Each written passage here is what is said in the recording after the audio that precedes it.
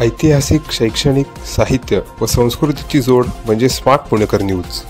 सुरू करतो आळंदीपासून मग पुणे, सासवड, जेजुरी, नीरा, वाल्हे, पुढे मग इकडनं सुद्धा तुकोबांची रोटीघाट आणि शेवटचं जे वाखरीचं रिंगण आहे 8.5-9 लाख वारकरी असतात. कारण सगळ्या पालख्या, सोपान काकांची पालखी, ज्ञानेश्वर माऊलींची, तुकाराम महाराजांची, गजानन महाराजांची पालखी तिथे येते आणि तो भव्य रिंगण सोहळा होतो आणि शेवटी पंढरपूर.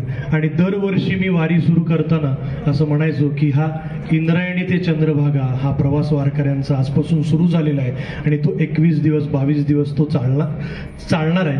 तर या 4 वर्षामध्ये मला समृद्ध करणारी होती, माझं जगणं समृद्ध करणारी ही वारी होती. कारण आपण छोट्या छोट्या म्हणजे आपल्याला खपली झाली तरी आपण बळबळत्या जखमेसारखं ते दुःख मोठं करतो आणि वारीमध्ये गेल्यानंतर आपल्याला असं वाटतं की किती जगणं खरंच नितळ आहे, सोपं आहे. आणि आपण स्वार्थापोटी नेहमी मंदिरात जातो, देवळात जातो, देवळाकडे मागणं मागतो. अनेक वारकऱ्यांशी मी संवाद साधलेला आहे. तेव्हा वारकऱ्यांशी मी संवाद साधताना म्हणायचो की माऊली आता चालत चालत निघालाय तुम्ही, आळंदीहून निघालाय, पंढरपूर गाठायचंय आणि रोज 17-18 किलोमीटरचा प्रवास आहे, पायामध्ये चप्पल नाही, खापल्या आल्यात, भेगा पडल्यात पायाला.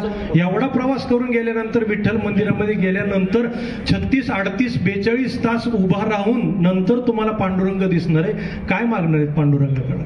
तेव्हा प्रत्येक वारकऱ्याचं उत्तर एकच होतं, काय मागायचंय पांडुरंगाकडे? त्यांनी दिलंय, लय मोठं दिलंय, त्याच्याकडे काही मागणी नाहीये. मागायचंच असेल तर ते शेतकऱ्यांसाठी मागणार, निसर्गासाठी मागणार, पाऊस पडू दे, सगळ्यांचा व्यवस्थित होऊ दे.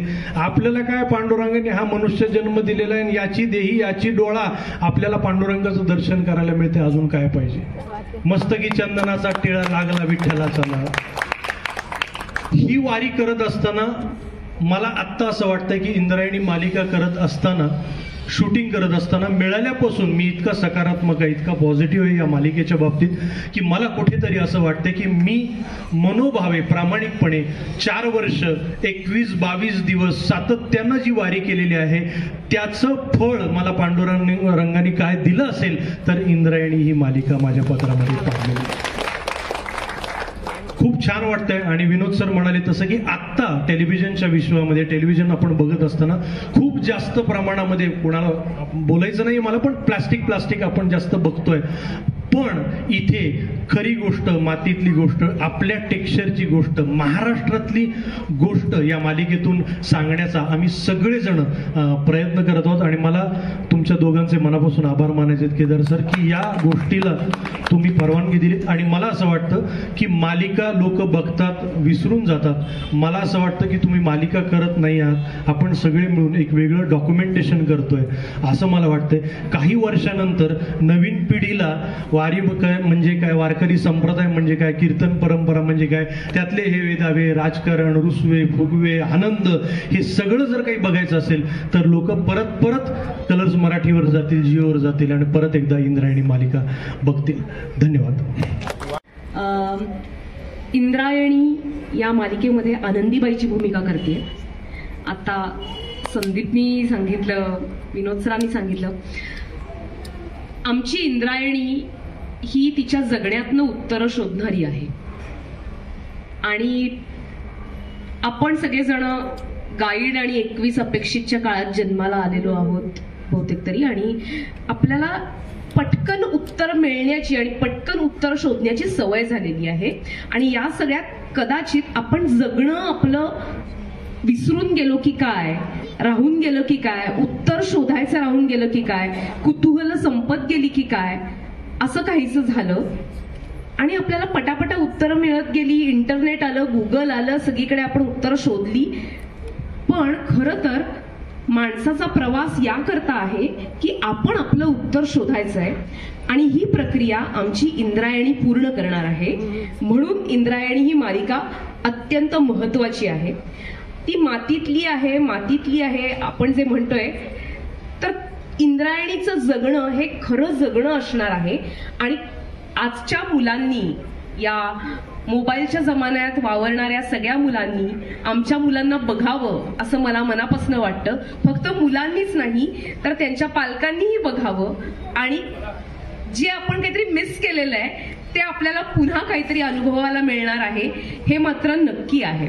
गेल्या अनेक वर्षांपासून मी संदीपचा वारीचा प्रवासही पाहतेय आणि विठ्ठल हा एकमेव देव मला असा वाटतो की जो माणसांना खऱ्या अर्थानं एकत्र आणतो. त्याच्या हातात शस्त्र नाही कोणतं, तो शस्त्राविना माणसांना एकत्र आणतो. एवढी माणसं एवढी पावलं चालत भक्तिभावानं कुठेतरी जाऊन पोचतात आणि नमस्कार करून परत येतात आणि त्यांच्या मनामध्ये दुसऱ्या कुठल्याही गोष्टीची अपेक्षा नसते. अत्यंत निरंजन मनानं माणूस तिथे जातो आणि परत येतो. आणि माणसं एक असतात. जेव्हा रिंगण पाहतो आपण, बऱ्याच अनेक माणसं टीव्हीवरनं पाहतात, त्यापैकी मी एक आहे, तर ते जेव्हा रिंगण पाहतो तेव्हा डोळ्यामध्ये पाणी येतं की ही पावलं एकत्र कशी पडतायत, हा रंग एकच कसा दिसतोय. तर असा हा आपला विठ्ठल आणि त्या विठ्ठलाची ही मालिका आहे. त्या अर्थानं विठ्ठल हा इंदूचा पाठीराखा आहे, तो तिचा मायबाप आहे, तो तिला दिशा दाखवणारा आहे आणि विठ्ठल तिला सगळ्या जीवनाचं सार शिकवणारा आहे आणि तिच्याबरोबर आपल्या सगळ्यांना शिकवणार आहे. म्हणून इंद्रायणी ही मालिका आपल्या सगळ्यांसाठी महत्वाची आहे, म्हणून ती अवश्य बघा. आणि आम्ही सगळेजण खूप चांगल्या प्रोसेसमधनं जातोय. कलर्स मराठीचे मनापासून आभार की इतकी चांगली भूमिका दिली आणि इतकी चांगली टीम दिली. ही छोटी छोटी मुलं आम्हाला खूप काही शिकवतात. ती सेटवरती असतात तेव्हा हरिपाठ म्हणतात, छान ओव्या शिकतायत, काही गाणी शिकतायत. हा आमचा आदू छान मृदुंग वाजवतो. काहीतरी एक छान मंगलमय असं वातावरण असतं सेटवरती. यांच्याकडनं काहीतरी शिकायला मिळतं. कोणीतरी काहीतरी ओव्या गुणगुणत असतं, काहीतरी वेगळं वातावरण असतं. आणि सगळ्यात महत्वाची गोष्ट म्हणजे आम्ही एक गावगाडा उभा करतोय. त्या गावात सगळी माणसं आहेत, सर्व पद्धतीची माणसं आहेत, चांगली वाईट, कोणीतरी उपदेश करणारी, कोणीतरी नुसतं ऐकून घेणारी, सर्व पद्धतीची माणसं जशी तुम्हाला आसपास पाहायला मिळतात तशी सर्व माणसं आहेत. पण आमची मालिका ही माणसांची मालिका आहे. तुमच्या मनामधले राग, रुसवे, लोभ, आसक्ती, असूया या सर्व भावनांना हात घालणारी आहे. आणि ही आम्ही सगळी पात्र ही माणसं आहोत. काही कुठलीही गोष्ट पुट ऑन ऑर्गॅनिक नसलेली नाही. हे सगळे तुमच्या आमच्यातली माणसं आहेत जी आमच्या गावामध्ये विठूच्या वाडीमध्ये तुम्हाला सगळ्यांना दिसणार आहे. आणि मला असं वाटतं की ही विठूची वाडी तुम्हाला तितकीच आवडणार आहे. माझा प्रवास आता खरं तर अक्कलकोटहून पंढरपूरकडे निघालेला आहे. सुखा लागी जरी करीसी तळमळ, तरी तू पंढरीसी जाय एक वेळ. मग तू अवघाची सुखरूप होसी, जन्मोजन्मीचे दुःख विसरसी, असा तुकोबांचा अभंग आहे. अवघाची सुखरूप होसी असं म्हटलंय, सुखी म्हटलेलं नाही, कारण सुख आलं की दुःख आलं, सुखरूपच होऊन जाल. तर खरं तर मला असं वाटतं की अगदी प्रामाणिकपणे सांगू का की मला जेव्हा फोन आला की हे, तर मला असं वाटलं की अरे बापरे, आता परत फेटा बांधायचा. पण विनोद दादांनी इतका सुंदर हा रोल समजावून सांगितला आणि खरंच ही वारी आहे असं मला वाटतं. आणि कलर्स मराठीवरच मी आधीची मालिका जय जय स्वामी समर्थ केली होती आणि त्याच्यामध्ये चोळप्पांचं काम मी केलं होतं आणि तो अनुभव एक फार वेगळा भारून टाकणारा अनुभव होता. खरं सांगायचं तर मी अजूनही त्यातनं फारसा बाहेर आलेलो नाही, इतका तो जिवंत आणि रसरशीत अनुभव आहे. आणि तिथून आता माझा प्रवास पंढरपूरच्या दिशेने सुरू झालेला आहे. आणि जन्मोजन्मी तुझा दास, तुका म्हणे हेची आस. संदीप म्हणाला तसं खरंच वारीचे काही क्षण मी सुद्धा अनुभवलेले आहेत. आणि इतकं सुंदर आणि भारलेलं वातावरण. आमच्या सेटवर आम्ही अनेक पखवाज वाजवणारे येतात, उत्तम टाळकरी येतात, उत्तम गाणारे येतात. आणि संध्याकाळी जी एक भजनाची मैफिल उडते की असं वाटतं की आपण खरंच शूटिंग करतोय का खरंच आत्ता जसं या मंदिरात बसून भजनं म्हणतो आहोत आणि आपण तल्लीन होऊन जातो आहोत. आणि मग त्याच्यात कसा वेळ जातो हे कळत नाही. इतकं सुंदर आणि मॅग्नेटिक वातावरण तिथे तयार होतं. तर मला असं वाटतं की खरंच केदार सरांचे आणि कलर्स मराठीचे आभार आहेत. कारण इतका जिवंत आणि रसरशीत विषय आणि ती लहान मुलांची म्हणजे लहान मुलांच्या रूपात तो विठ्ठलच सगळीकडे खरं तर खेळतोय, सेटवर वावरतोय, बागडतोय, खोड्या करतोय, झाडावर चढतोय, आमच्याबरोबर क्रिकेट खेळतोय, अशी मोठी मौज सेटवर चाललेली असते. तर अगदी नक्की असं वाटतं की एका खूप वेगळ्या प्रोसेसमधून ही मालिका तयार होतीये आणि सगळे मिळून हा जगन्नाथाचा रथ आहे तो हाता आम्ही पुढे नेतो आहोत. आणि मला खात्री आहे, 100% खात्री आहे की तुम्ही सगळेजण त्याच्यावर भरभरून प्रेम कराल, कारण हा विषयच तितका रसरशीत, उदात्त आणि असा उत्कट आहे. नक्की पहा इंद्रायणी. नमस्कार, माझं नाव स्वाती काळे. मी शकुंतला हे कॅरेक्टर करते या सिरियलमध्ये. सगळ्यात आधी कलर्स मराठी, केदार शिंदे सर आणि विनोद दादा, तुम्हा सगळ्यांचे खूप खूप आभार, कारण की ही माझी पहिली मालिका आहे. सो त्यांनी मला यात संधी दिली काम करण्याची, त्यासाठी मी खूप खूप आभारी आहे. इंद्रायणीचा सगळ्यात आधी मी सेटवरच्या गमती जमती तुम्हाला नक्की सांगेन. गमती जमतीपेक्षा सुद्धा मी याआधी काहीच काम केलेलं नाही आहे फारसं, त्यामुळे विनोद सरांकडून मी अगदी कॅमेरा टेक्निक्सपासून ते ॲक्टिंग स्किल्सपर्यंत सगळं शिकते. माझ्यापेक्षा खूप सिनियर ॲक्टर्स आहेत आमच्या मालिकेत. इवन ही मुलं पण खूप चांगलं काम करतात. तर या सगळ्यांकडून मला खूप काही शिकायला मिळतं. त्यामुळे माझी जर्नी ही अशी सुरू आहे. आणि इंद्रायणीच्या प्रवासातून तुम्ही आणि आम्ही आपण खूप काही नक्की शिकू असा मला विश्वास आहे. तर नक्की बघा इंद्रायणी. थँक्यू.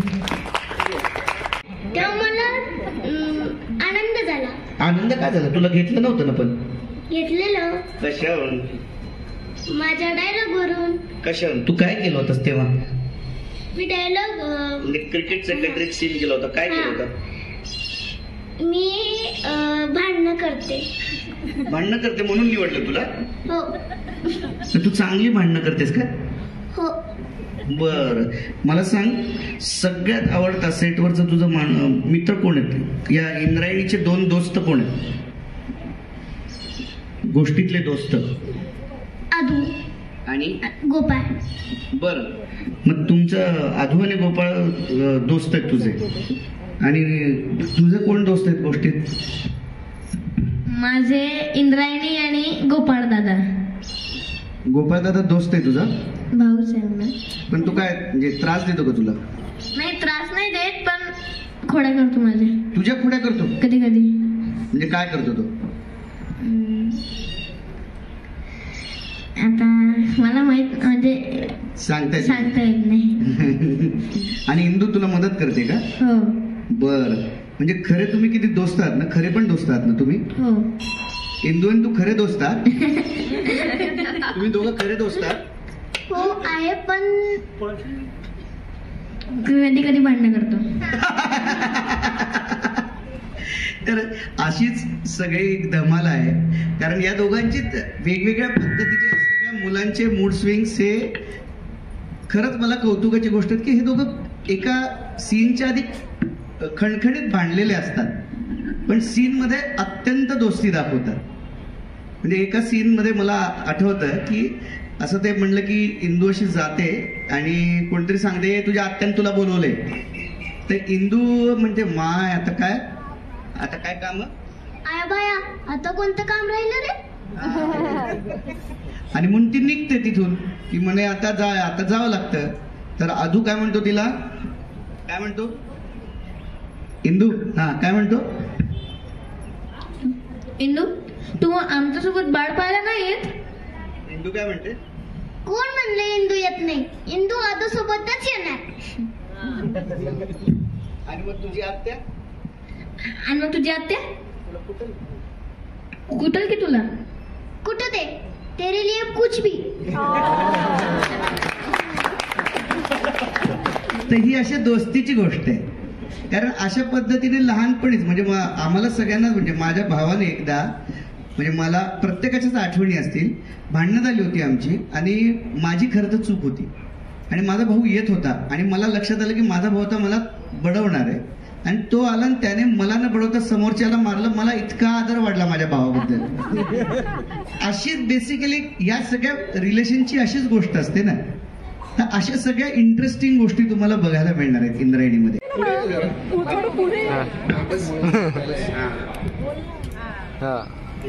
इंदू कुठली आहे? तुझ्याविषयी मी परभणीची आहे. प्रॉपर परभणी, राहते साताऱ्याला. अच्छा, तुला कसं तुझं हे ऑडिशन झालं? तुला ह्या सिरियल मध्ये काम कसं मिळालं त्याविषयी थोडंसं सांगते. कसं मिळालं काम? मला केदार सरांनी सांगितलं, विनोद सरांना, की तू एकदा ही मुलगी बघ.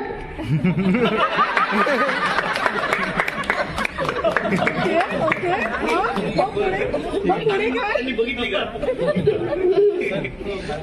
मग पुढे काय झालं?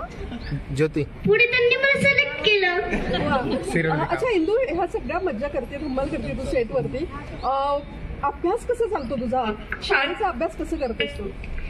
मला वेळच भेटत नाही अभ्यास करायला. अरे म्हणजे फुल टाइम अभिनेत्री होणार आहेस तू, अभ्यास नाही करणार आहे? नाही, मी करते पण वेळच नाही भेटत. ओके.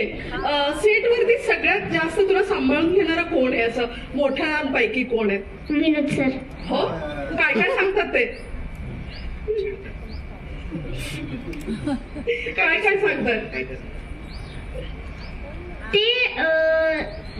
काय सांगत नाही पण खूप खूप छान घेतात मला. ओके. ह्या सगळ्यांकडनं तू शिकते अभिनय आणि तुझे आम्ही टीजर बघितले मालिकेचे, खूप चांगलं काम केलंयस तू. तुला स्वतःला स्क्रीनवरती बघताना कसं वाटलं? खूप छान वाटलं. अच्छा, अभिनेत्रीच व्हायचं असं ठरवलंय तू आता? हो. अच्छा, टीव्ही साठी काम करायचं की चित्रपटासाठी? टीव्ही साठी. ओके ओके, ठीक आहे. आता ती सांगेल आपल्याला आपण काय काय करतो. हा, सकाळी शूटिंगच्या आधी काय काय करतो, काय काय उच्चार करतो, काय करतो. शूटिंगच्या अगोदर मी टट, अजून सा लावते, ओम, हे करते मी. इंद्रायणी, तुझा एखादा छानसा तुझ्या आवडीचा एखादा डायलॉग म्हणून जाऊ दे तू मालिकेतला, तुझा फेवरेट असलेला. आया बाया चाफा मेलाय वाटतं.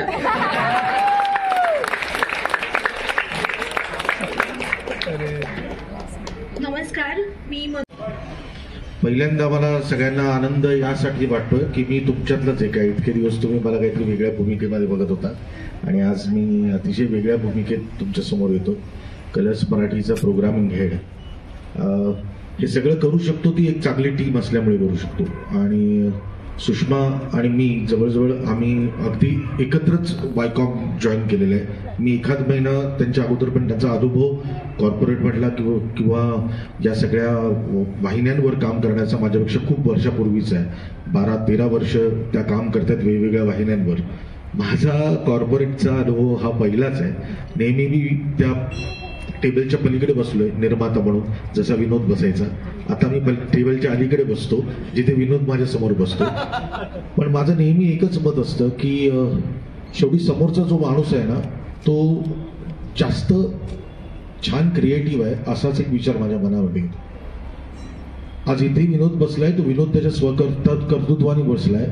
जीव झाला वेडा पिसा, राजा राणीची गोष्ट, फिरतीचा वणवा, अशा 3 सुपरहिट कलर्स मराठीच्या सिरियल्स देणारा विनोद आणि त्याचा पार्टनर निखिल शेठ, ही पोतडी एंटरटेनमेंट. मी जेव्हा एक 3-4 महिन्यापूर्वी आल्यानंतर एक 15 दिवसामध्ये विनोद मला भेटला आणि त्या पोतडीतून त्यांनी जी पहिली कथानक काढलं तर ते इंद्रायणी होतं. एक मात्र खरं की मगाशी सुषमा खूप छान बोलली की आम्हाला वेगळं काहीतरी करायचंय. आम्हाला वेगळं करायचंय याचा अर्थ काय? आम्ही काहीतरी वेगळ्या ग्रहावरून आलोय का? तर नाही, आम्ही तुमच्यातलेच आहोत. पण एक आहे, असंख्य ससे धावतायत, कासवाच्या गतीने पुढे जायचंय. पण एक मात्र काय, कासवच शेवटी जिंकतं. सो आम्ही इंद्रायणीने सुरुवात केली. या पुढे पण वेगवेगळ्या कथानक तुमच्या समोर येतील, त्याच्याबद्दल आपण नक्कीच बोलू. आज मला सगळ्यात आनंद काय वाटतोय की तुम्हाला छोटीशी गोष्ट, आज या पवित्र स्थानात आपण बसलोय, आपण एका मंदिरात बसलोय आणि मंदिरात बसून आपण निरागसतेविषयी बोलतोय. याच्याबद्दल मला जास्त आनंद वाटतो. आणि Vinod, thank you very much for that. कारण इंद्रायणीची गोष्ट ही वरकरवी लहान मुलांची जरी गोष्ट असली तरी ती मोठ्यांना खूप काही गोष्ट शिकवणारी गोष्ट ठरणार आहे.